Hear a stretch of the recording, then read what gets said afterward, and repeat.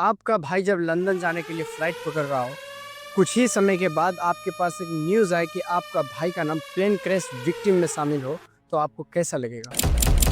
अहमदाबाद में air India की flight 171 महज 33 सेकंड बाद क्यों जमीन चूम गई? क्या यह हादसा था या किसी की बड़ी लापरवाही? उड़ान भरने के महज 33 सेकंड बाद ही एयर इंडिया की फ्लाइट 171 रेसिडेंटल एरिया में क्रैश हो जाती है। 240 से ज्यादा लोग मारे जाते हैं।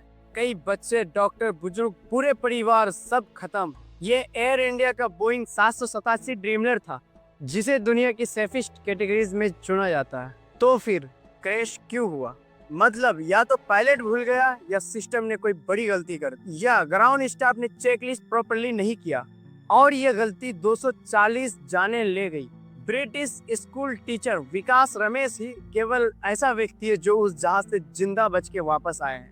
उसने बताया, लाइट फ्लिकर हुई, प्लेन झटका खाया, इमरजेंसी डोर से जैसे तैसे कूद के अपना जान बचाया, लेकिन मेरा भाई सीट पर ही रहा और कभी बाहर ना आया। ये कहानी हर भारतीय के दिल को छेद कर रही है। ये पहला प्लेन क्रैश था बोइंग 787 का, जिसे ड्रीमलर कहा जाता था। लेकिन अब और ज्यादा सवाल उठ रही, क्या बोइंग ने 777 की क्वालिटी को डाउनग्रेड किया? क्या एयर इंडिया को ऐसा रिस्की मॉडल उड़ाना चाहिए था? एयर इंडिया अब टाटा के हाथ में है, और हादसे के बाद 10 लाख का मुआवजे की घोषित।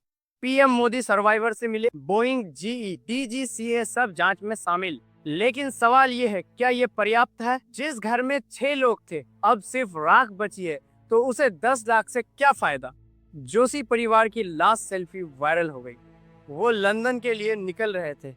मेडिकल स्टूडेंट, फ्यूचर डॉक्टर सब इसी प्लेन में थे। कई बॉडीज तो पहचान में भी नहीं आई। क्या आपने कभी ये सोचा है कि हम एयरलाइंस टिकट के साथ हम इंश्योरेंस नहीं, मौत की लॉटरी खरीद रहे हैं? ये पहला क्रैश नहीं था, आखिरी भी नहीं होगा। जब तक अकाउंटेबिलिटी नहीं होगी, जब तक पर फ्लाइट चेकलिस्ट सिर्फ फॉर्मेलिटी नहीं रहेगी, पायलट को ओवरवर्क किया जाएगा और इन्वेस्टिगेशन दबा दी जाएगी, तब तक देश की हवाओं में उड़ान रशियन रोलेट से कम नहीं।